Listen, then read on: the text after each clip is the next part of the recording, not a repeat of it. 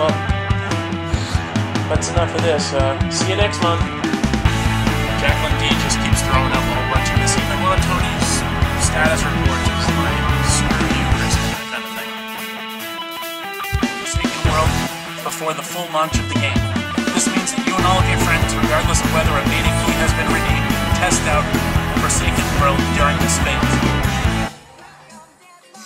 And from NPR, we have what a coin toss has to do with the housing market.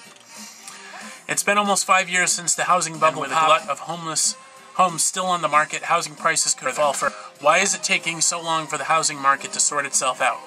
The answer may have something to do with the coin toss. I recently visited Eric Johnson, a professor at Columbia's business school. He offered me a sweet bet on the flip of a coin. If the coin came up heads, $6. If it came up tails, I would lose $1. I told him I'd take the bet. But then he changed the terms. If the coin came up heads, I would win $6. If it came up tails, I would lose $4. That bet I didn't like. Of course, this is irrational. The bet is still very much in my favor. If I took the bet times, I'd almost certainly make a nice profit. Still, Johnson said a lot of people are like me. They won't take that bet. So I went out on the street to test out this out on random people. I didn't do it. The person writing the article, who is David Kestenbaum. I introduced myself to Frank Blake, a guy who makes his living as a stuntman, jumping through windows and crashing cars. I offered him the bet. I told him I'd pay him $15 if he won, and he'd only have to pay me $10 if he lost. No deal.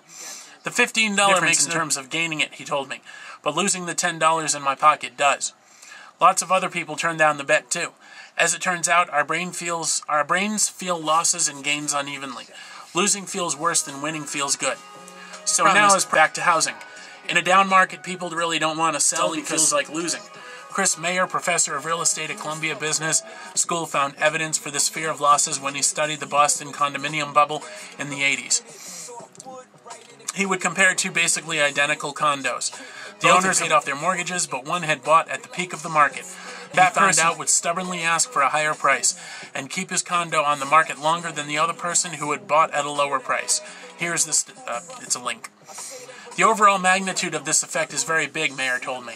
This is an important factor in how housing markets operate. There are certainly other reasons the housing market is taking so long to sort out. Some people are stuck financially with their mortgages, for example. But this psychological quirk is also slowing the healing process. It makes people lower the asking price on their homes, which in turn contributes to the glut of houses on the market. It's sort of like having a Band-Aid, where you know you would be better off if you just pulled it off at once, Johnson said. But instead, what you do is you tend to pull it off very slowly.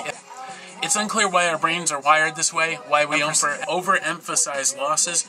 Johnson says it could go back millions of years to when a losing bet was way more serious. As if.